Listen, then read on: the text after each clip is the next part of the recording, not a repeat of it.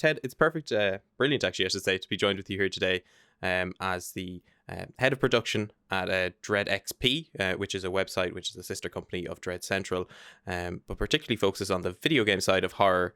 And I have a couple of questions before we dive into what most people will know you guys for, which is the Dread X collection and its various iterations since its launch just over a year ago now. How did Dread XP come to sort of not only be an idea, but an actual project that came out? Yeah, that's a good question, and a kind of a long one. Long answer for a good question. So Dread XP started originally as a media site that was going to be covering games in a similar fashion how Dread Central covered, film and other parts of the horror kind of genre culture.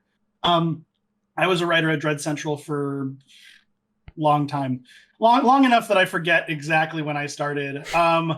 I would say pushing 8 or 9 years, something like that. Kind of out of college, I started doing it kind of here and there, and essentially what happened is that we were doing E3 in 2019, back when, there still were physical events, and hey, maybe there will be again soon. We're all hopeful for that.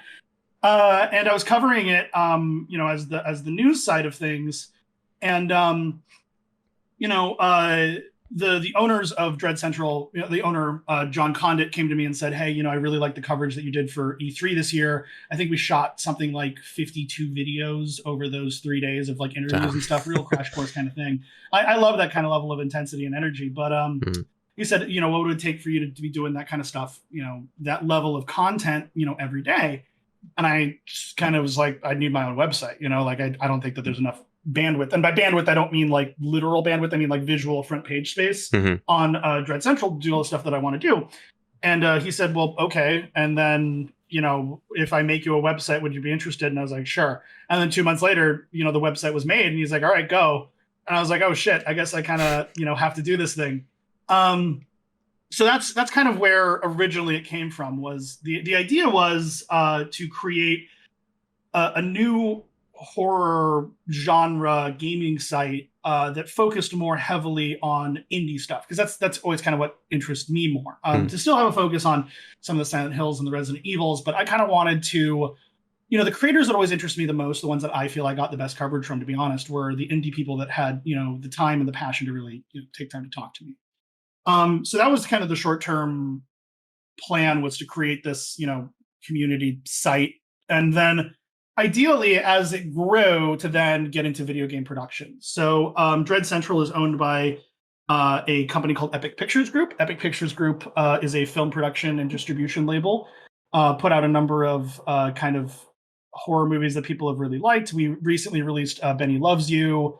Butt Boy was another one of our releases. A lot of people would know Terrifier. That's one of ours. Turbo Kid from way back when, that's one of ours. Big Ass Spiders is another one of ours. So a lot of cool stuff in the horror space. And so basically my plan for the long term was to try to kind of do what Dread Central did. Start off as a media genre site and kind of evolve into promotion, distribution, and creation of independent films. So the idea was like, have Dread XP be running for like 3 years before we even look at that. COVID happened. Unfortunately, a lot of people lost their jobs, and for us specifically, film production basically shut down for like a year. So we had all these projects in the works, all this money wrapped up in these film production projects, and all of a sudden we couldn't do them anymore. And like the need for that investment in cash flow was like still there, but we just didn't, have any project to put it in. So basically, Patrick, who's the guy that Patrick Ewald, he runs Epic Pictures, got us all into a group and said, who's got an idea? And I said, I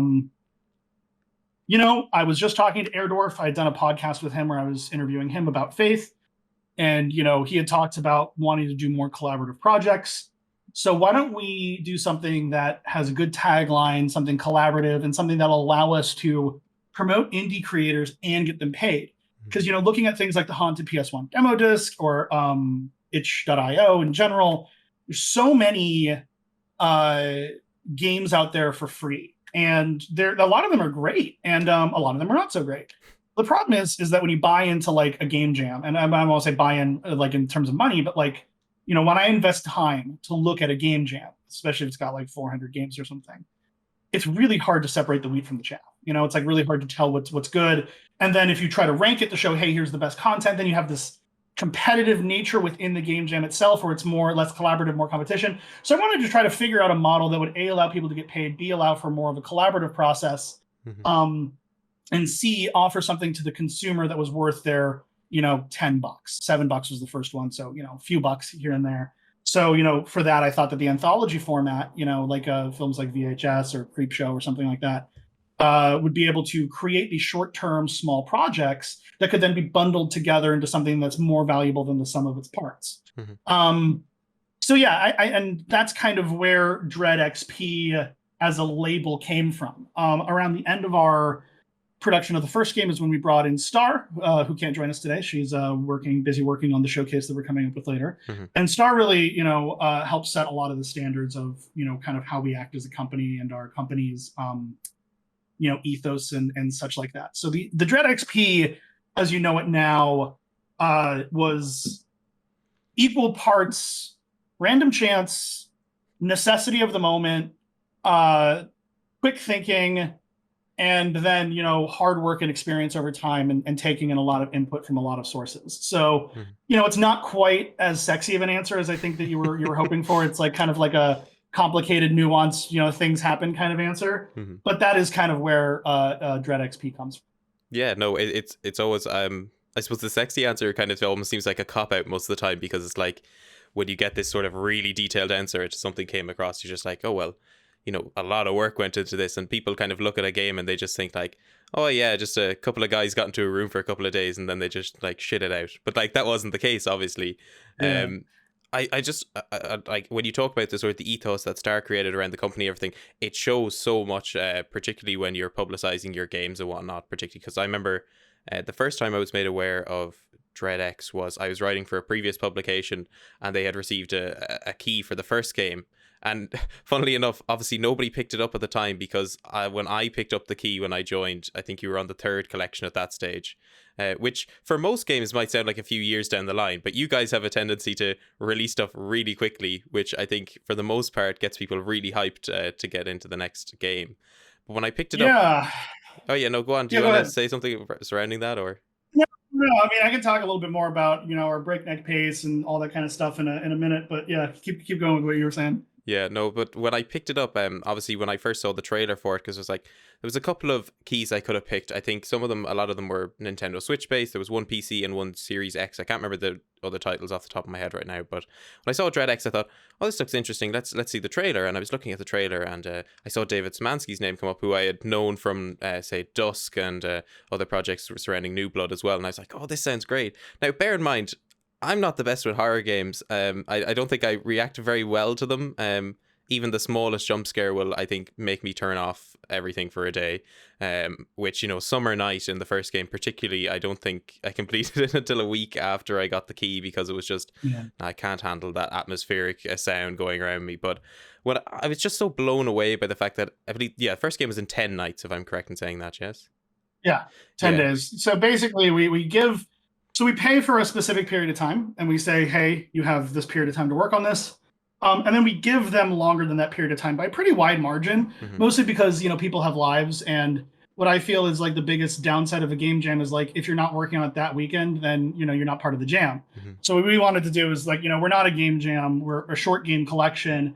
And so we wanted to, have reasonable time frames to create something interesting, but also give them a lot of time to explore that, because we didn't want them to be like 10 days back to back, go now. So like, we give them more time than those actual 10 days. But yeah. Obviously, with a lot of the creators you get coming on now, I'd say there's obviously a load of people almost, I suppose, willing to kick in the door to get a chance to be on a Dread X project. When you first initially start with the first project, was it specific people you picked out to reach out to, or was it a sort of, what was the case behind that? So I went to Patrick and I said, we'll need 10 developers. I need X amount of money to hire these 10 developers. He said, do you have 10 in mind? And I said, yeah, of course. I had a single developer in mind at the time, and that was Erdorf. Erdorf introduced me to Torpelduke, who has now been on every single collection, just kind of happenstantially. On top of that, I reached out to a couple other contacts in the gaming sphere, and they recommended a couple other developers. That's where we got the pay is nice, and trying to remember who else came from those suggestions. But and then Aerodorf introduced me to David Szymanski, who ended up working on the Pony Factory for the first collection. Great guy, really love him. Worked with him several times since. And really, it was a combination between who do I know that can put me in touch with other people that I know, and people that I met at conventions. So Kyle, who did Outsiders in the first one and Toy Shop in the second one, Kyle Frost, he was working on a game called SCP Blackout before this, and I met him at PAX South. And there was something about his game that I was like, this guy can really make cool horror stuff. So a lot of times the developers on that first collection were people that I just happened to know, or that I liked their stuff, or that I just cold called. So, lovely Hellplace, who did Shatter in the first game and is working on Dread Delusion for us now as one of our full feature-length titles. Basically I'd played the Dread Delusion demo in the Haunted PS1 demo disc. I was like, this guy's got some like real serious talent. And so I reached out to him, and just has continued to work with him since. His name is James Ragg. He's a lovely guy. Love working with him. And then some others were just, like I said, there's always an element of chance to it. So in the first collection, we had Rot Gut, which was made by Will Brierly, who also goes by Soda Drinker Pro.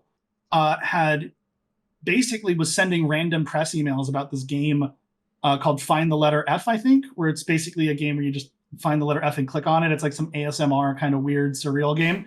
It's like, oh, this is the guy that made Soda Drinker Pro. Soda Drinker Pro is this weird, like, well-loved, surreal experience within the larger genre.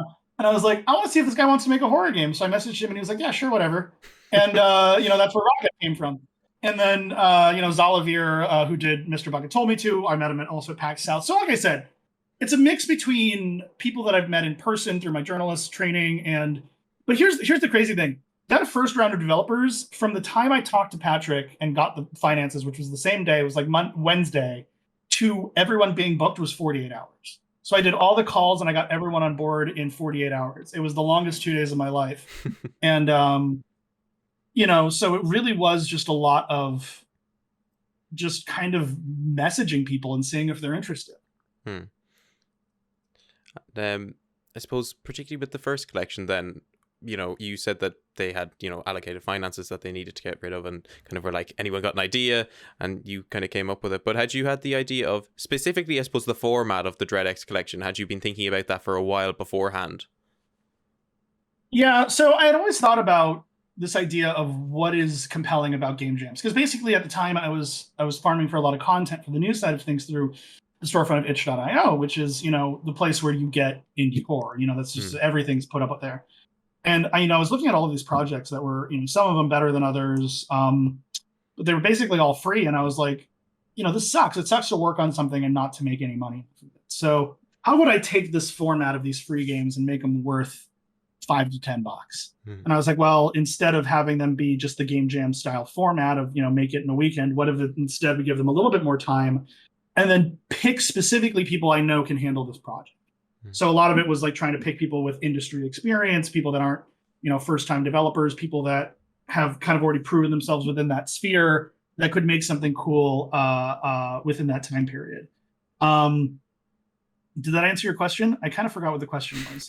It was just kind of like, surrounding if you had the idea long beforehand. Oh, yeah. So I always had the idea of trying to package games into like micro game formats. Like how do you? Obviously, not everyone can afford the $1 million to make another single A game. I mean, like even the cost of making a decent indie title is going to run you $250,000 at least. If you want to make like approaching anything of a couple A's there, it's going to be a few $1 million. And who the hell has a few $1 million lying around? So it's like, how do I create a project with with small funding? I didn't have a lot of money for the first one. And how do I create a project to stretch that funding into the most desirable package? So it was more of a question of how do I get indies paid in a reasonable way while also developing something that's worthwhile to the consumer? And that's where the idea for the anthology project kind of came from. I'd always had the idea that I'd like to package indie horror, but the question of, originally developed indie horror for a collection um, really kind of came in that meeting where I was pitching it. Like it kind of all kind of came together at once when kind of a lot of times when you're in the moment and you're forced to Mm-hmm. come up with an answer is where you're going to get the most distilled concept. And there was a lot of work that went into evolving that formula over time. I mean, we've come a long way from the first collection in just a short period of time. So Yeah. yeah. And when you released the first collection, then was the result of kind of the people who played it and bought it, was that kind of in line with your projections, or did it surpass them, or did it come underneath it a little bit? Hard to say. I mean, everyone wants their game to sell 1 million copies, right? Hmm. And we haven't sold 1 million copies.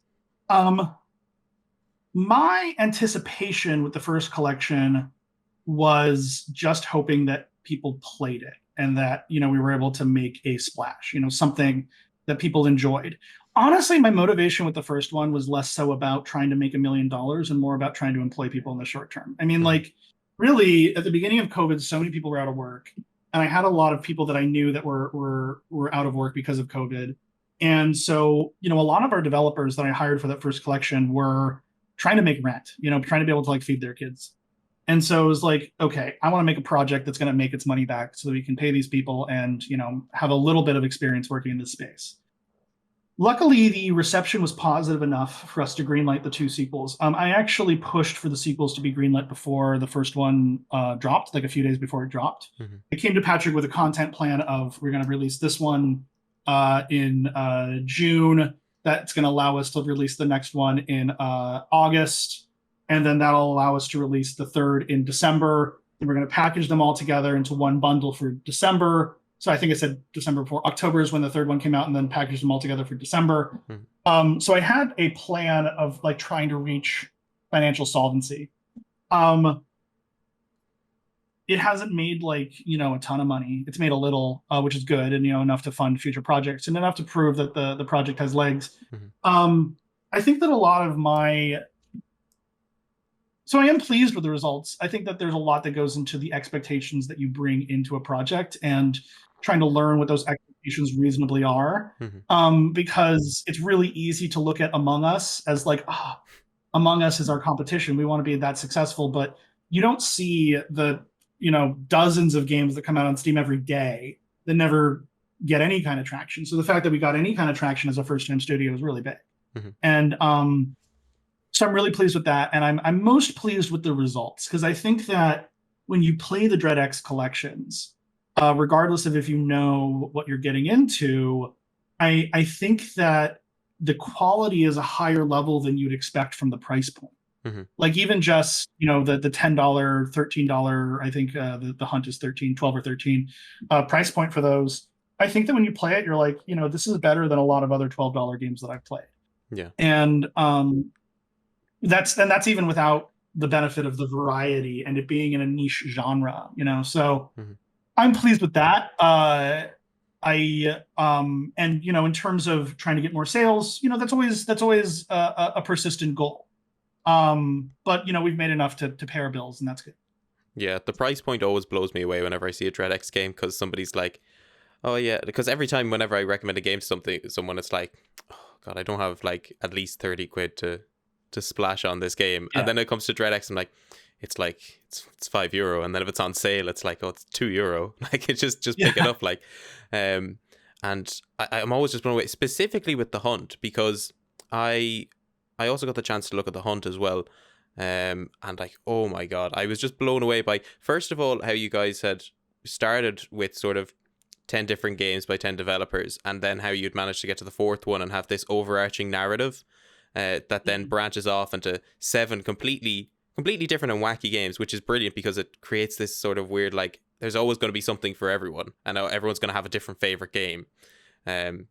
So like, let me take for example, like, what's one I really liked in the Hunt? I was particularly a big fan of House Fun Rest, but obviously someone else could be a huge fan of, say, is it Utkana 60? Yeah, like, so like there's I think particularly, I don't know, I think I would say if someone was not really that big into horror, or was kind of had a passive sort of experience with games, I think the Hunt certainly lends itself to being a really accessible I suppose first entry now almost, because it is down that sort of, everyone knows what a first person shooter is. Everyone kind of knows the mechanics of a first person shooter. But then they get to experience like what can be some like really creepy stuff. Like even like I loved specifically because it's obviously taking a lot of inspiration from The Thing. But I love the fact that you go up into like some of the rooms in the top of the bunker, and it's like they have like posters of The Thing on the wall, and it's like just like it's on the nose, but it's just so brilliantly well crafted. And Oh, thank obviously, you. yeah, and obviously you worked. Obviously, you mentioned David earlier. You worked very closely with him on this.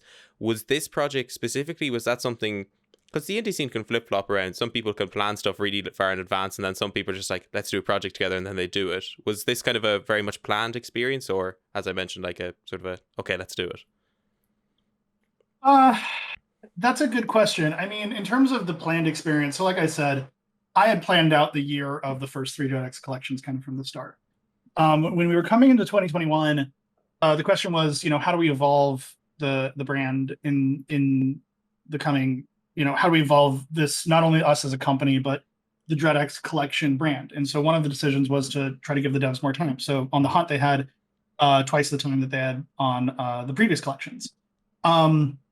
So the decision to bring David in was, it was discussed with him. I mean, it wasn't last minute. So it was like one of those where we were trying to figure out who would be a good indie sponsor that could kind of come in and not only just lend a name to the project, but also lend their game dev expertise. And, David was really integral in figuring out the balance and the combat of the Hunt. He consulted with a lot of the devs on how different things feel. He also did the music for the Hunt. So, all of that wonderful piano score that you're hearing, that's all David Szymanski. So, really, when we were looking for a collaborator, we wanted someone with a lot of experience in this sphere, in this budget range, that also had practical experience in how to make like a damn good game. So we wanted it to be as much as a name to slap on a product to help move copies as it is, an educational experience for the devs working for us. We wanted to give them a chance to work with an expert in their field. So it was kind of, I don't want to say last minute. It wasn't really last minute. It wasn't necessarily spur of the moment. It was planned.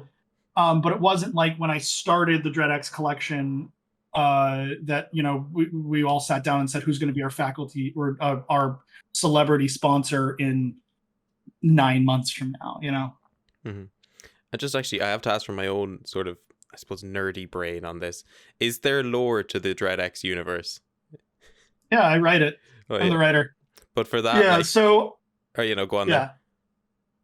There. No, go ahead. Ask your question. I was just going to, so when I play Hand of Doom, obviously it's connected to Black Relic, but is that then all connected into the same universe of Dread? Yeah, so there's a little bit of weirdness that goes on with, how we work the games all into the same universe. So from a practical standpoint, we needed a carryover story that was related to just the launcher, because the launcher is our own, like the Dread X collection itself is our own original IP.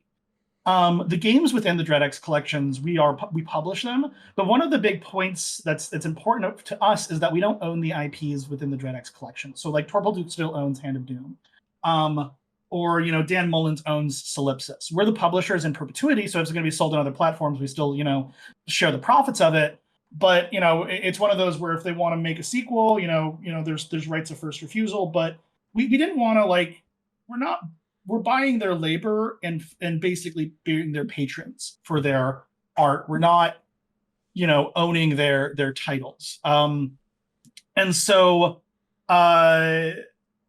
because of that, we needed a story that would be ours, that could carry on between the games. So when I created the story for the Dread X universe, I needed something that was going to be able to handle all of these different styles of games and wrap them into a single narrative in a way that would make sense, kind of. So the first game, I went a little too subtle with it.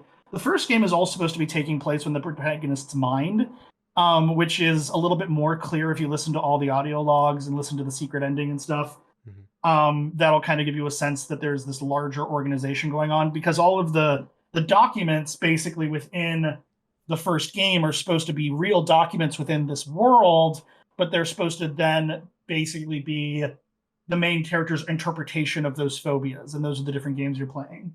In the second collection, it's supposed to be like kind of a warped reality that like someone basically is forcing you to watch these videotapes, and these videotapes are supposed to be so scary that they're triggering something in your brain. It's all kind of very SCP, like mimetic hazards or whatever, that these Mm. things are triggering something in your brain.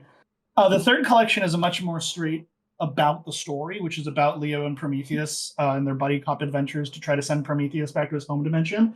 And the fourth collection is a more grounded story about a daughter seeking uh, uh, her mother in this kind of post-apocalyptic world. So, in this world that exists, this is just a regular person trying to, fulfill her own personal quest, which then happens to relate to the bigger quest and how are these characters going to meet and all that. I kind of play my hand here because, it's revealed that the main character's name is Hera. Birth name was Hera in the fourth collection, and the big alien guy that's playing the guy that's warping the world is Prometheus. Mm-hmm. So if you read a little bit of lore, and Heracles is the male version of Hera. So what does that all mean? How's that going to play out in the narrative? Or the duality of her being both Artemis, the hunter god, and Hera, the Heracles that freed Prometheus. How is that going to play in the future? What does that even mean? Those are all things I like to play with. But I do feel like I made the story, especially from the jump, a little too vague and nebulous. I was trying to go a little too Five Nights at Freddy's with it, of wow, people are going to pick apart every little element of it, which some people have, which is really cool when they do. Mm-hmm. But I think I went too vague with it in the first one. And then the second was a really good sweet spot. The third, I feel, was a bit wordy. I really kind of went hog wild with the dialogue. And anyone that doesn't like extreme exposition, their video games, was a little I grew up playing like Metal Gear Solid and like Xenosaga, which Xenosaga starts with like a 2-hour cutscene. So I'm kind of comfortable in that space, Mm-hmm. and I think I kind of overrode it a little bit. But I wanted to like be able to explore the character of Prometheus, which is basically a fourth dimensional being that imagine Dr. Manhattan got squished down into regular human form again. What would that do to them? And so I go a lot into like science of squishing fourth dimensional things down to the third dimension. How does that influence our reality? And the reason I did that is because when you get into reality warping and reality bending, you can basically do anything you fucking want. Mm-hmm. And so that's how I kind of explain that all of these things take place in the same world. Like the Dread X Collection 4 is supposed to be all of these games are taking place like literally on the planet, that these are just different permutations of this weird alteration alien that's changing the Earth. Mm-hmm. And so, yeah, it's a little bit of a weird story. I mean, I do have it all written down. I do know exactly where I'm going with it. I do like know the characters and stuff. It's not just all coming straight out of my ass. But it is definitely the case that I feel that the story is best if you read too deep into it. I would highly recommend people read too much into my silly prose. No, yeah, I love it specifically because when I first played it, and obviously you mentioned at the beginning, you get those little sort of almost blurbs of what the game are, but also kind of ramblings of the individual as well. It's really cool in that sense, because it very much reminds me of the early days of like something a bit more mainstream at this stage, the Call of Duty Zombies sort of storyline formula, where it's very much, yes, you play this game and there is this optional sort of Easter egg side questy narrative stuff that you can look at. Right. But no, I really love it, and I love the fact that every time, and I don't say this in a negative light, but every time you bring out a new Dread X game, there's a gimmick that goes along with the horror element of it, and it changes sort of the way in which you'll view that experience. And particularly, obviously, The Hunt, the most recent one, takes inspiration from this sort of first-person shooter. And I think, at least from talking to the devs that were on it, your pitch was kind of like, there's this hunt, pretty much. Well, obviously, that would be the case, wouldn't it? But how much, when it comes to talking to the developers, obviously, because you're looking at it from a narrative standpoint, are you telling them kind of there's certain stuff you have to keep to, there's sort of little bits I want you to scatter in here, or is it very much just they'll create something and you'll kind of try and interweave that into your story? That's a good question. As it stands now, when we work on a collection and creating the stories within, I don't tell people, here's my overall narrative, here's how it has to fit in. Because in my opinion, the narrative of the collection shouldn't overshadow the individual games. I mean, like, we're here to promote the developers within our collection, and hopefully, the other way around. But ultimately, my goal is to provide a compelling package to nestle their games in, not necessarily overshadow and outshine their narratives. So I try to create a narrative that basically plays second fiddle to what's going on in each of the games. So I don't try to come in and say, this is what you have to do narrative wise, this is how it has to fit in. I kind of go, do whatever, and I'll figure out how to make it work narratively, which at the beginning was a little bit more of a complicated process than it is now, which now it's kind of like, now we're kind of more focusing on the character drama of the individual characters within this world, now that we've kind of established it, and kind of letting the anthology format speak for itself and not over explaining things too much. Well, because I think we've already laid the groundwork of how this all kind of exists in the same universe. So And I have to ask, and feel free to just tell me to shut up and move on to the next question, but is there sort of a plan in place for when the next collection will be releasing? And is there a possibility I could find out when? Yeah, I mean, it's a good question. I mean, we're not really ready to announce anything yet. We're currently focusing majorly on our big titles. We got Spookware coming down the pipes, a full version of Sucker for Love, a full version of Dread Delusion, and then MFN, which is John Szymanski's project, which we'll be announcing like the full title of that and a lot of information about that soon. So we're really focused on trying to promote those titles right now. And I mean, ideally, we want to be we're not doing another collection, is what I'll say. In terms of actively pursuing it at this moment, we're still in the discussion phase. And I don't want to get anyone's hopes up or also give that standard video game, oh, maybe answer. Because I think that people do rightfully want to know where this is going. And that output that we did of 4 games in our first year was really backbreaking. Like, that was a lot of freaking work. I think I aged 20 years in the last year. But I would like to do another one sooner rather than later, but it's really just a question of what's the most fair to our devs. Like, I don't want to invest energy and time into making another collection if Dread Delusion's going to suffer for it. So we're currently going through the process of doing a couple things on the back end on our side for the big games. And then once we're done with that, we'll have more time to seriously discuss, where we're going for another collection. I mean, the benefit of the collections is that, from inception to release is, 3 or 4 months. So if we decide to kick off on another one, I mean, you'll be able to see one within a pretty reasonable time frames. Yeah, I love the sort of format that's going on at the moment. At least from an outsider looking in, it always just looks like I've got my sort of starter here now from Dread XP. I've got my sort of tapas, if you will. Like, I pick my different games I want to play, and now I feel like with these bigger projects, I'm moving on to the main course. So I definitely can't wait to see what happens with your future projects when it comes to this. Will they be linked in some way to the collection, or are they their own separate things?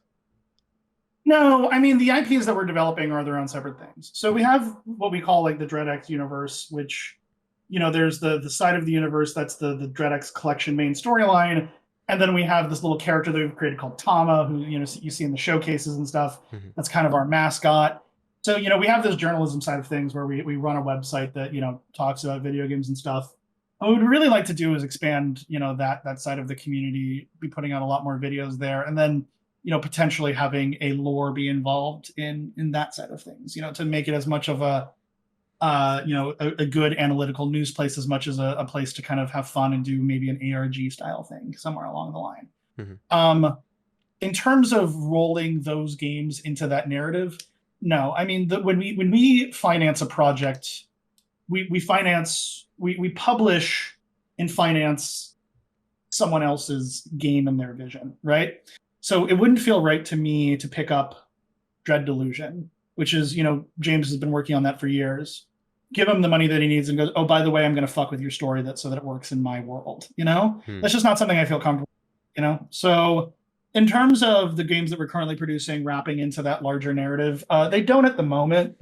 But like I said, the larger narrative that we're creating as a company there's a lot of wiggle room in how that evolves. But in terms of this main storyline of Leo and Prometheus and all that, there aren't any plans at the moment. No.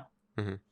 You mentioned obviously there when we were talking about like how you're doing more video content and whatnot, and I'm a big fan of listening to your podcasts. I saw recently that you did one with the voice of the Duke. Now, how was that? Was that very nervous for you going in? That was Jan's. Jan's did that, not me. Or sorry, yeah. But if you want me to answer if he was nervous, probably not. And if you want to answer if I'd be nervous, definitely not.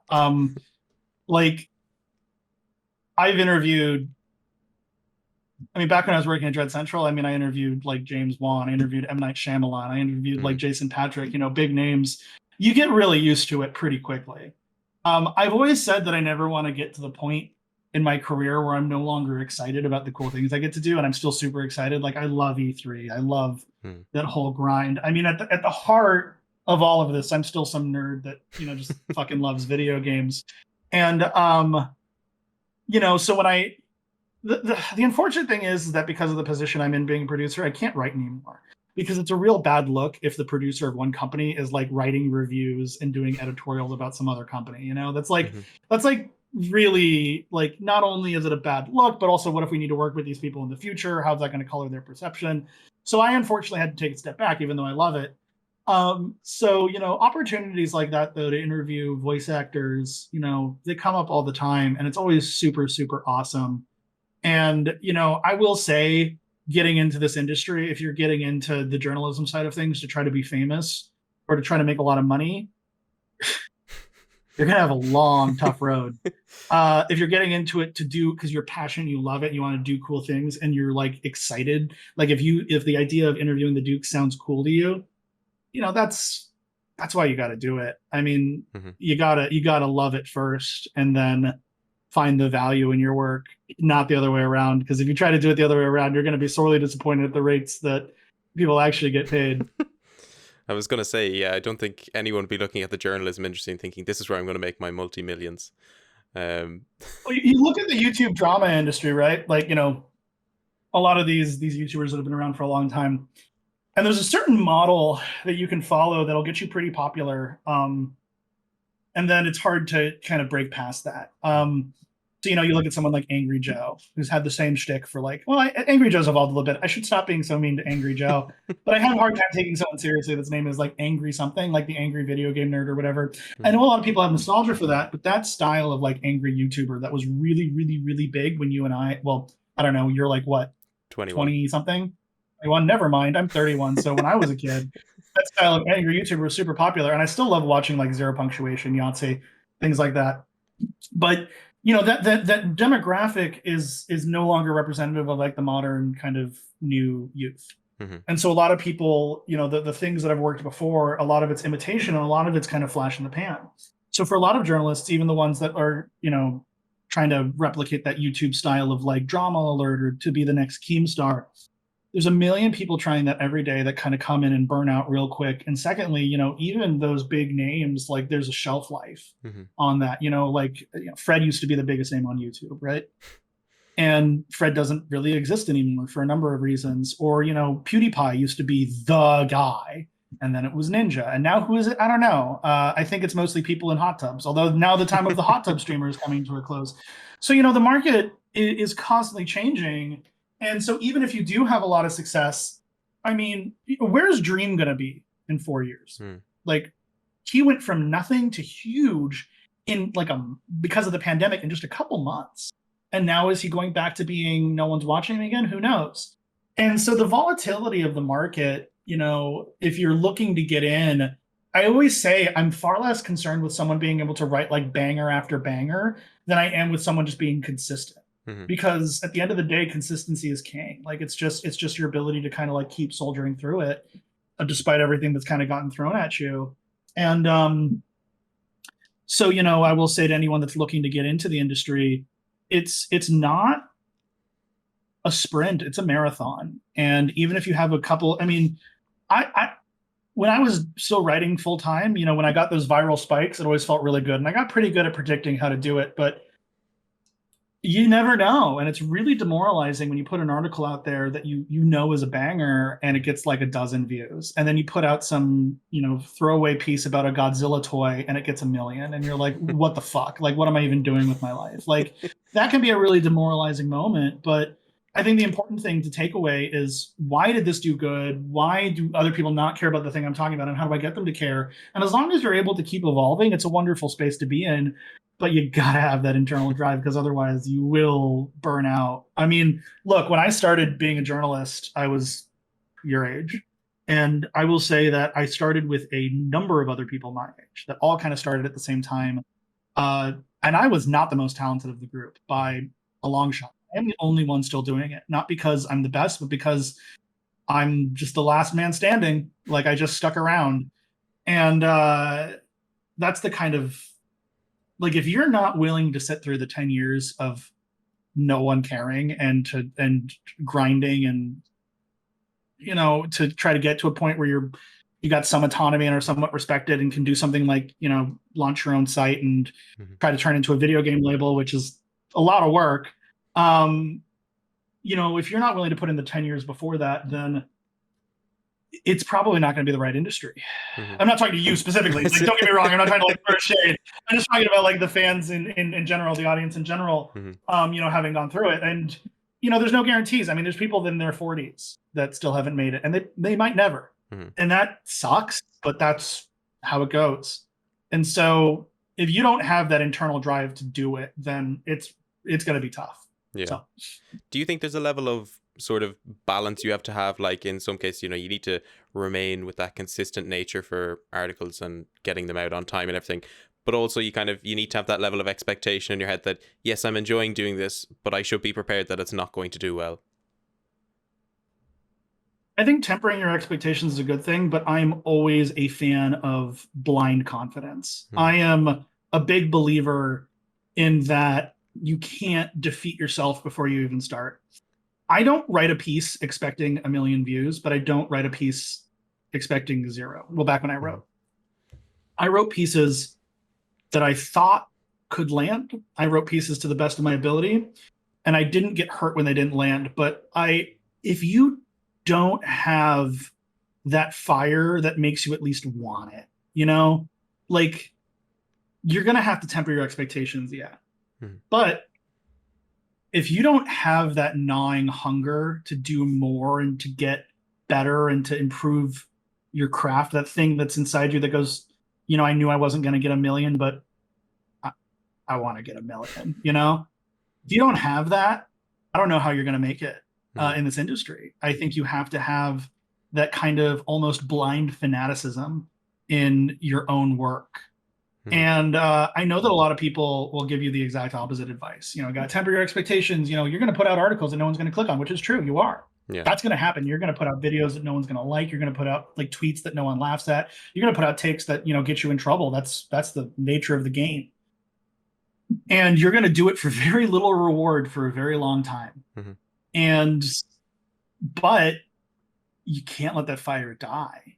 You got to still have that hunger every time you put out an article. Every time you click publish, you gotta want it, or else you're just going to get into the routine, and the routine is death. I mean, as soon as you start doing the same thing day after day, it's, why am I even here?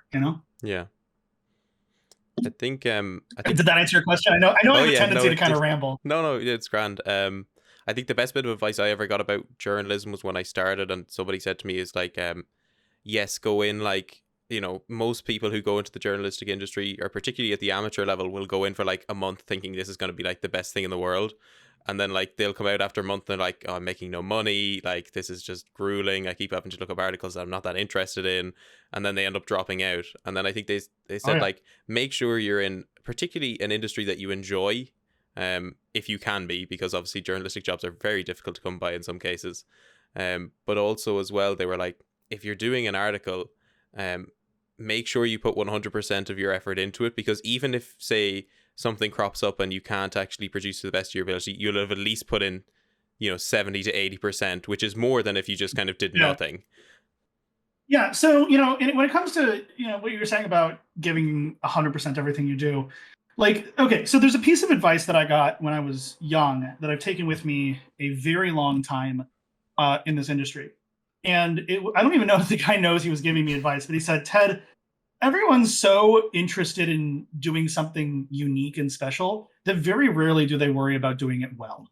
Mm-hmm. And it's like, that's a good point. Everyone's so interested in their little, aren't I special? Here's why. That they don't think about, am I doing what I'm doing to the best of my capabilities? So when you're learning journalism, when you're learning the writing craft, when you're learning how to do news pieces and stuff like that, there's a lot of it that's just learning how to do it. It's like any job. I mean, it's like learning how to be a carpenter or an architect. You just have to learn it, and a lot of that comes through experience. I will say there are articles that I have half-assed, but to get to the point where you're okay half-assing something and it coming out okay, there was like a lot of experience that went into like getting to that point, you know? Mm-hmm. So what I would say is to anyone that's getting into it, like you gotta, if you don't tackle it with the same fervor that you tackle learning any kind of trade, you're gonna struggle really hard for a really long time and not know why. Mm-hmm. And so you really got to like kind of dedicate yourself hard to learning the ropes at the beginning, and then when you get more into it, that's when you can kind of figure out a lot of those intricacies, and that's when you can be like, this is my specialty, this is what I'm dedicating myself to 100%. And so that's what I'm saying, is that like we have to dedicate yourself 100% at first, is just learning the ropes, and then as you go on, you got to keep that fire and passion into dedicating to yourself to exactly what you want to be doing within the space. So yeah. I suppose I've got one final question, and I really appreciate you taking the time out because I know I've kept you for a long time. No, it's fine. I mean, I can keep talking if you want to. Well, I suppose I have a couple more questions if you don't mind. Yeah, go ahead. My next thing is until 4, so you're good. Perfect. I wanted to ask very quickly, obviously, you mentioned the Spooky Showcase earlier. What is sort of the intricacies behind that? What kind of is it to people who maybe don't know?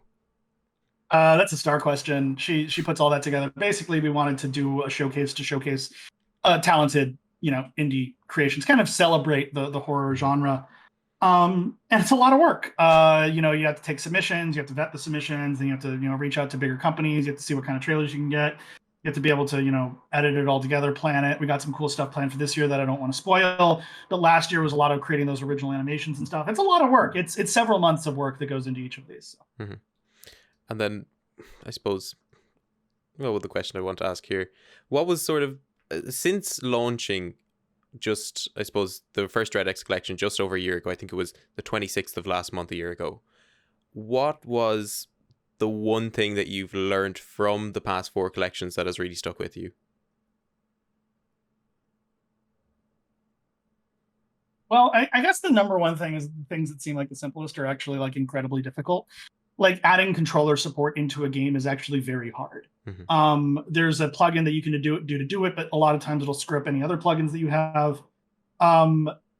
Simple things like creating a UI is a lot of work. So a lot of those things that games put a lot of time and work into making invisible, like the UI. Ideally you shouldn't be paying attention to a UI in a game. It should just feel natural. There's a shitload of work that goes into that. Mm-hmm. What also surprised me is, at the end of the day, a lot of people are just people. Like, you go in expecting these monolithic figures in the gaming community, like Kira, who did, Spooky's Jump Scare Mansion and Lost in Vivo, these landmark titles, to just like know everything and to like be these like mono persons, like your vision of them as like a horror creator. And like everyone's, their own person. They all got their strengths and their weaknesses. And a lot of learning how to manage that is to like learn what someone's specific strengths and weaknesses are, and learning the best way to deal with those issues. Because like, here's the thing, there's no such thing as like a project that goes out without any hitches. There's no such thing as like 100% perfect game or a perfect production cycle. And it's really important to be able to reanalyze and keep re-perfecting your process as it goes along. Because I will tell you, there were things that worked on Dread X Collection 2 that didn't work on Dread X Collection 3. And there's things at Dread X Collection 3 that didn't work on 4. And so it's like, you got to be able to keep reanalyzing. So that would be the number one thing I learned, is that there's no 100% perfect set process that you can look at and say that's perfect. Mm-hmm. And then a lot of times also hard decisions are made for a reason. Like, when you decide to cut a game, or when you decide to, like, hey, here's the deadline, we have to reach it, or even pushing a deadline, there's a lot of thought that goes into that. And I will say that probably the thing that's changed the most in my perspective is the idea of all the moving parts. So a really good example of this is Cyberpunk 2077, right? So Cyberpunk, a small indie game, I'm sure you haven't heard of it. It had I think ads for it started 8 years ago or something ridiculous, where the first CGI of the lady with the mantis claws and the slow motion looked super cool. And then they hyped the game for years. And then it comes out and it's like not what they had promised. Mm-hmm. And a lot of people were like, well, this game was overhyped. It was over-marketed. How could the marketing team have lied to us like that? Which is a very like gamer take of like, why were we lied to? Which is fair. They probably shouldn't have lied. But that being said, what was the marketing team supposed to do? Like, the marketing team is often getting early trailers, early stills, early visualizations of the game, and is like, here's the product, here's what it's going to be, market this. So in the trailer for Cyberpunk, you have it's like a CGI trailer. He's like shooting a gun in his car. Well, originally the game was supposed to have vehicle combat where you could shoot while you're driving. Didn't make it into the final game. But the marketing team didn't know that wasn't going to be in the final game. So like, oh, people want to see that. That's cool. Let's put it into the trailer, And there's a lot of stuff like that where it's like, what was the marketing? If the game was as good as initially advertised, no one would have a problem with it. But if the marketing team just like hadn't have advertised that and it didn't sell as well, then people like wouldn't be able to like feed their families and stuff. Like, they wouldn't be able to employ as many people if the games didn't sell as well. So it's like, they got to do their job. So it's like, okay, so if it's not the marketing team, then whose fault is it? Oh, it's the producers for pushing out a rushed out game. Okay, well, is it their fault? Like, because it could very possibly be their fault. But did they like need those funds to cover costs in the meantime, knowing that they'd still work on the console versions in the future? Something happened there, and there was a decision that was made that wasn't fuck gamers. Like, as everyone likes to think everything's a personal attack against them nowadays. That's not the case. A decision was made for a reason, and it might be a reason that we don't understand, but usually people are trying to do what's best for the product from their perspective. And so it's like, that's how my perspective has changed a lot, is like, you can't always do everything that's 100% dev focused, because sometimes you have to focus on the marketing. And when you focus on the marketing, you're going to need something that like materials and, stuff that's going to take time. And so sometimes you have to switch up what your priorities are in any given week as who you're, what's going to be your main focus or main area of support. And that from the outside, it's incredibly difficult to look at those production issues. Like, for example, another example that's going to be slightly controversial is, Vampire the Masquerade Bloodlines 2.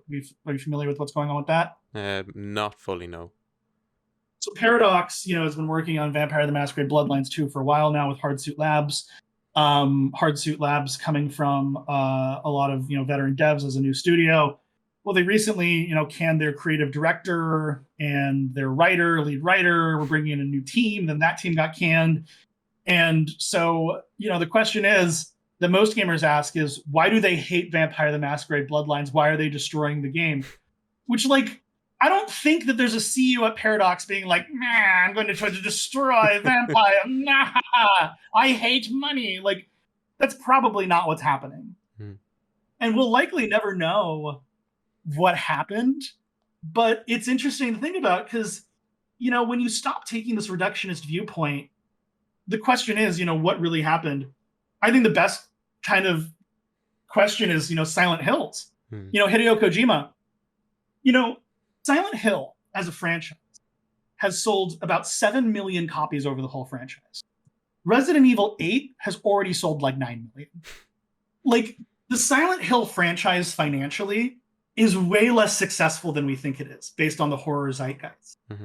However, most people don't think like that. They think, I like Silent Hill. I want new Silent Hill. Give me now. But then someone makes a new Silent Hill. Like, no, not that one. Give me old Silent Hill again. And then everyone's like, fuck it. I'm not touching it. And everyone's like, why aren't they touching it? But that's a little bit of my own personal street. Yeah, that's even the same with Resident Evil, though. At the same time, you get that sort of, oh, this isn't the traditional Resident Evil formula. I don't like this. Or yeah, I mean, you're always going to have the super fans complaining. And that's just the nature of the beast, though. Like, And anyways, then you have Hideo Kojima come along and he goes, I'm going to make a new Silent Hills. And then they go, lovely, do it, Hideo. And then he comes back with this little trailer demo and he goes, cool. So here's my pitch. It's going to cost, I'm going to guess a Hideo Kojima game costs $250 million, 200 million at least. I mean, if you look at Death Stranding. So let's say he goes to them and he's like, 250 million for the new Silent Hill. And they're like, that is more than the franchise has made. Like, obviously they're going to be like, yeah, can you reduce the budget? And obviously Hideo Kojima is going to be like, I'm worth the budget. And then they're going to be like, and then something's going to fall apart somewhere. But this audience doesn't see that. All they see is there was this beautiful vision of Silent Hills that will never happen now. And damn you, Konami, for being so greedy. Like, realistically, if I had a franchise that's, barely cracked 7 million and someone's asking for a budget that's like equitable to what the whole franchise has made, I'd be like, that's a lot, So I will say that being on the production side of things and actually having to balance my own budget has, surprise, altered my perception somewhat as to why things happen the way that they do. Yeah, I suppose it's always easy for people to kind of, shout from the rafters if they're not really involved in it at the same level.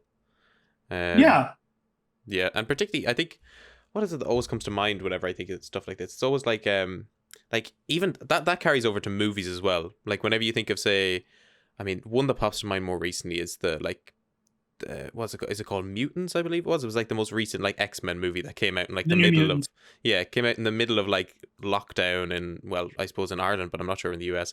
And it was very much run under the radar, and that had been after delay after delay after delay. And I don't know too many people that were like, oh boy, can't wait to see the new Mutants film.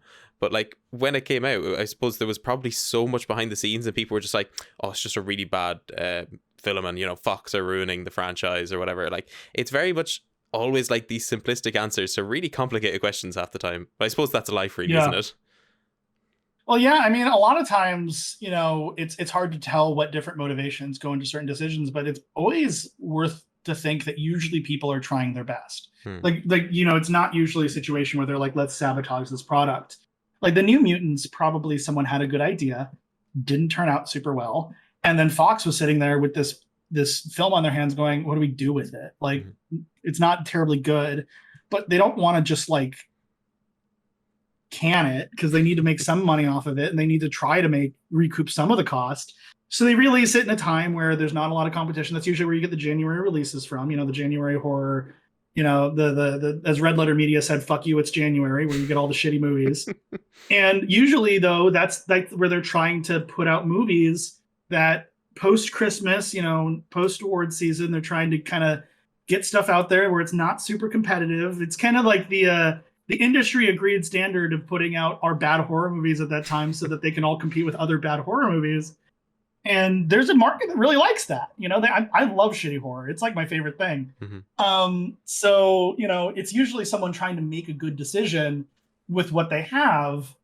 And the myriad of decisions that go into getting that final product are often hard to trace exactly where they come from. I mean, it's really easy to look at the Snyder cut of Justice League, and then the Whedon cut, and being like, oh, Joss Whedon ruined the movie or whatever. But there were a lot of people that went into that decision-making process, and Joss Whedon's good at what he does. Despite his personal problems, he's good at what he does. So, it was probably that he had the marching orders to do this thing. He did the best that he could. And, oftentimes those decisions to do something that doesn't work out come from a multitude of sources. It's usually not one person that's hell-bent on ruining the IP. And then things just don't turn out as well. Well, that being said, I have no idea if the 4-hour version of the Justice League would have done better than the Whedon cut, because I think that a lot of the reason that the Snyder cut was so big in the cultural zeitgeist is because it didn't exist. If Silent Hills didn't get canceled, do you think it would be as popular as it is of a topic? No, definitely not. Well, that's the question, you never know. I mean, maybe it was the magnum opus, maybe it was the best game ever. But now that it exists in the realm of legends, it's a lot more tantalizing to think about. Whereas, and that was kind of the Snyder cut of Justice League. And, in my opinion, I really like the Snyder cut. I watched all 4 hours of it because that's how I live my life. And don't judge me. And I really liked it. But I also like the original Justice League because I'm really dumb. I'm like a very dumb man. And so I really like the part where Superman punches the bad guy and then I clap. The Snyder Cut, though, in fairness as well, has the benefit of hindsight. Like, they know what everyone hated, and they could change all that stuff. I don't know if we'll ever be able to extract the Snyder Cut, though, from its standpoint of like cultural, like of the cultural artifact. You know, like knowing the behind the scenes of the Justice League and knowing what happened between the actor that played Cyborg and Joss Whedon. You know, they had a huge feud. And you're like, oh, well, you know, was it real? Are they just, you know, it's like a bit character looking for attention? And then you watch the Snyder Cut where Cyborg's like 50% of the movie. He's like a whole thing. And I'm like, oh my fucking God, they like destroyed this character. Like, yeah, I can see why as an actor, I'd be pissed. And so, you know, but is it possible to watch the Snyder Cut knowing that and not having it influence your opinion is a different question.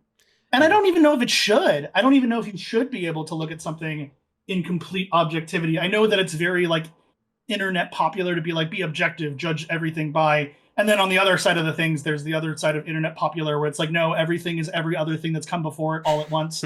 And there's no context. You know, there's the two sides of it, which colors as much our perception of things as the art itself. Yeah. And I always find that to be, you know, very interesting. But, you know, like I said, going off on a tangent there. Yeah. No, it's extremely, like, I never got the whole thing about you need to be objective about this purely subjective media, which is like, you know, everyone is going to love or everyone's going to hate in different forms. And I think, the Snyder Cut is a really weird one, though, because it's like, if it wasn't COVID, it probably wouldn't have come out. And it's also the case of like, if it had come out without COVID, you know, would it have done as well if it was in the cinema? Because, you know, they've got to fill those 4-hour slots.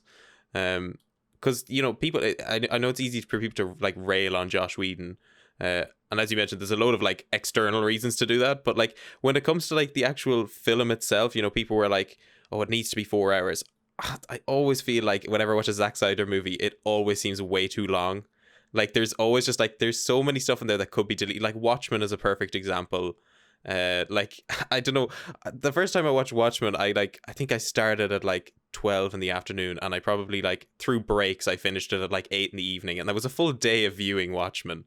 Yeah, and I think it's a big one. They definitely, and I think this is something we can talk about, but they definitely tried to like skirt past the idea that Zach doesn't know how to manage time by the fact that they had these like parts put in, but they really don't make any sense as parts of a story, because there's just like parts where it's like, yeah, I could not sit down and watch like just this Batman opening and then be like, oh, that was a really good viewing experience for my first episode, and then come back like later and watch it. Yeah, so the reason they did the 6 parts was because originally when it was being cut, they wanted to release it in 2 forms. One a 4-hour movie and the other as a 6-part miniseries. So that people could kind of choose their viewing option, which didn't happen for reasons that I will never know. And yeah, I appreciate how Zack Snyder is both a visionary director making 4-hour art films and a dude bro making movies where super large jacked men punch each other while their abs glisten and they scream about like, I got emotions. And it's just like, yeah, you do, Superman. Looks real hard. I felt really bad for you when you had to rip Zod's head straight around in a circle. That was really rough for you.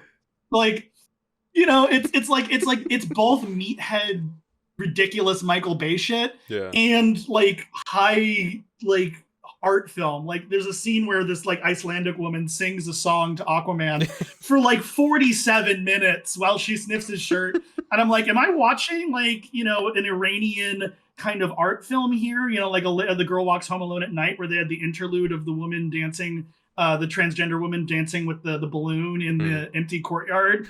Or am I watching a movie where in the previous film Batman hit Superman with a kryptonite grenade and then swung him around with a bat hook and slammed him into a toilet and beat him with a sink? Like, which movie am I watching? And it's both. Yeah. And I kind of fucking love that, despite the fact that it's like wildly inconsistent. I find that I just love it. I've seen so many movies. I watch probably 2 movies a day. So to see something that like makes me go like, oh, this is interesting is a big deal for me. Yeah. I think the one thing I always loved about like sort of Zack Snyder's style, and I'm not as huge as fan, like I'll stick on a Zack Snyder movie every now and then, of like, as you say, I just want to switch off and watch something. Like particularly I think Army of the Dead really lends itself to that formula. It's like nobody's going into Army of the Dead with like, oh, I can't wait to see this new revitalized zombie formula that's clearly only been starting to, get back on its feet. But like, no, Mhm. you're going in to watch like a bunch of people shoot zombies in like a colorful way. Yeah. Yeah, and it's like I think he knows that he's not going in being like, I am writing the Shakespeare movies of this generation. He's like, Yeah. he is going in with the full appreciation of like, yes, I know my movies are just spectacles, but like they sell well and I enjoy making them and everyone enjoys doing them with me, so I might as well do it. Yeah, there's an art to spectacle. There's an Mm, art to making good commercial products. And like James Wan is the guy, made the Conjuring series, yeah. Insidious, a ton of horror movies. James Wan knows how to direct, and he's very good at it, and he knows how to create something with style and substance. But he also knows how to make something that's going to get asses in seats. Like Mm, he's a director that makes good commercial products. And I think that we undervalue how formative those good commercial products are. Because, like, when we get older, we have a tendency to look at wanky art films and be like, aren't I so special for liking these wanky art films? Aren't I so cool and unique? Like, I still think that, like, my favorite directors on Facebook are, like, Akira Kurosawa and Ingmar Bergman or whatever, even though, like, I didn't even watch those until I was in my 20s, Like, it was all performative, I wanted to seem cool. But, like, really, the media that most colors our worldview is generally the stuff that we watch when we're kids, something like Transformers, something like Thundercats, mm. that we hopefully grow out of, because there's nothing more uncomfortable than talking to a 30-year-old man about his Thundercats obsession. I always find that's a very, very dry conversation that I don't have a lot to contribute to. Not to rag on anyone's hobbies. I'm just being a little bit snarky here. But it's like, but a lot of times it's that media that colors who we really are. Mm-hmm. And so the idea of dismissing commercial products to try to focus on, just the weird art shit is noble. I mean, I'm someone that runs a weird art shit website that publishes weird art shit games. But at the same time, like, I'm also trying to deliver a product that people will pay for. Mm-hmm. And trying to marry the two is, to me, a more interesting question than how to separate the two. Yeah. I think particularly if the last year proves anything for DreadX, it's that, there is an audience out there for this sort of stuff that are willing to, get invested. Even people who aren't really too big into indie horror. Like, as I said earlier, like, I don't like horror. Not that I don't like it. It doesn't like me. It's always one of those experiences that I come away with either shaking or laughing at. Yeah. So like to come in and see DreadX and this like really cool like collaborative project with, as you mentioned earlier, has such a great like ethos surrounding, paying indie devs up front, making sure that it all, is done like transparently as possible to people so that it doesn't like, and not that it looks shady, but I have so many like people I've talked to in previous interviews, specifically around the music composer side, that have gone in and I've heard these horror stories of them just not being paid for their work because something doesn't ship, or it kind of like the developer or whatever doesn't bother to publish the game and all this different sort of stuff. It's always nice to see like, well, obviously I don't know the breakdown of it, but I assume like a portion goes to the dev as they come in and then they get the rest when they finish. Mm-hmm. That you just reminded me, I need to email our music contract lawyer because we're working on a couple music contracts right now. Yeah, I mean, transparency is important. It's obvious, like, I've screwed up a few times in terms of like accounting and like trying to get like payments out on time and stuff like that. I always try to rectify it immediately. Mm-hmm. But like, I'm just a guy like trying to learn how to do all this business management stuff. It's a lot of work.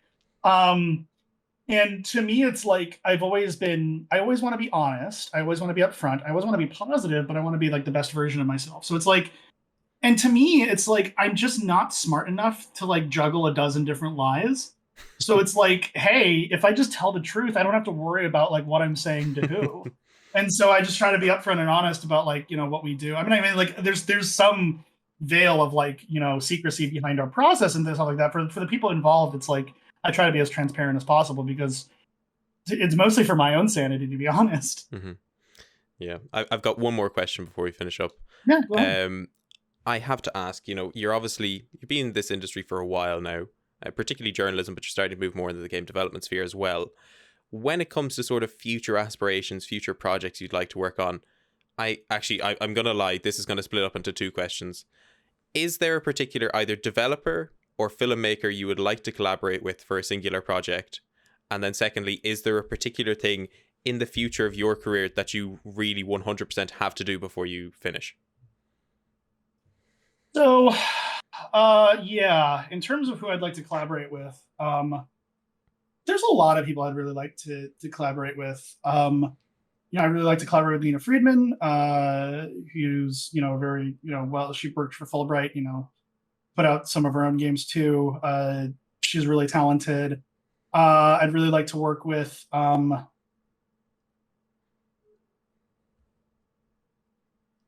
It's hard to say.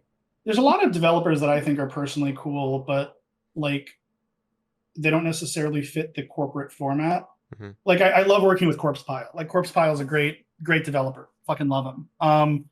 But he's really good on small projects. Like he's less interested in taking on like a big 2-year project. I'd really like to work on a main franchise film at some point, like a game adaptation. Like I'd really like to do a fresh take on Saw.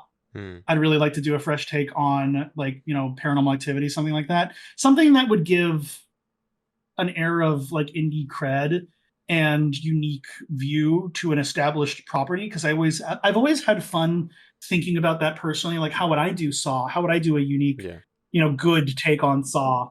And so I like to think about that.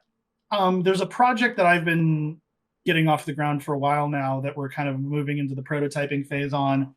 That's going to take up a lot of my time, and that's kind of a dream come true for me, is being able to work on my like own original IP. So that's really cool. Mm-hmm. In terms of who I'd like to work with, I'm a really big fan of David Jaffe. The work that he did on God of War and Twisted Metal. I know that he now does consulting for movie games. He's a really cool guy. Do other indie names I'd like to work with. There's a guy named like Johansson. It's hard to pronounce his full name, but he worked on a game called Where the Water Tastes Like Wine. He was the writer on that. He also was one of the writers on Gone Home. Loved Where the Water Tastes Like Wine. Really, really awesome game. I'd love to work with him in the future. There's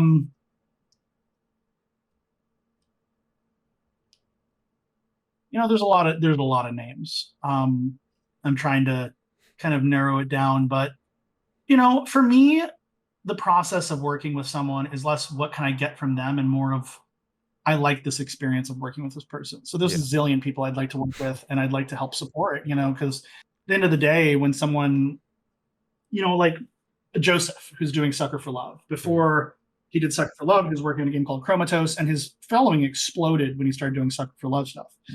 That to me is a better feeling than making $1 million. Although the $1 million would be nice. The fact that I get to support him. And so I really, who I would love to work with is all the young new people with really cool new ideas that, just need that foot in the door. So that's who I like to work with. Mm-hmm. So yeah, I am just, first of all, again, really thankful that you wanted to sit down with me anyways. I think it's an absolute pleasure to talk to someone like yourself, who has, as you mentioned, giving a platform to indie developers in the scene to kind of push their content out there. I know everyone I've talked to who has been on a DreadX project has, spoken very high praises about yourself and the team over at DreadXP. So you're obviously doing something right, and particularly I think they can all attest to that as well. It's been an absolute pleasure, Ted, speaking to you today, and I hope sometime in the future we will get to speak again, possibly at the release of your next title. Yeah, just once again, I want to shout out my amazing team, because all of the developers that we work with, James, John, Adam, Victor, Tib, Joseph, Corpse Pile, Cleveland, we have a great group that we work with. They're all wonderful. Also, Star has been really integral in getting basically everything that we do. She's, more of a partner than an employee, in terms of what we do. And, so it's been really great working with her. And also, I couldn't do this without the support of Patrick and the Epic Pictures who financed this whole thing, and then also my compatriots over at Dread Central, John and Josh. I really appreciate all the support that they've done. And I don't want it to sound like an Oscar speech, but really, it is a collaborative effort across the board. I don't want anyone to ever think that this is like all me, all my doing. I'm sitting here and I'm just, I'm working to try to help everyone that works for me, so I love what I do and I just hope I get to keep doing it. Oh, that's brilliant. And I look forward to seeing it in the future as well. So thanks a million.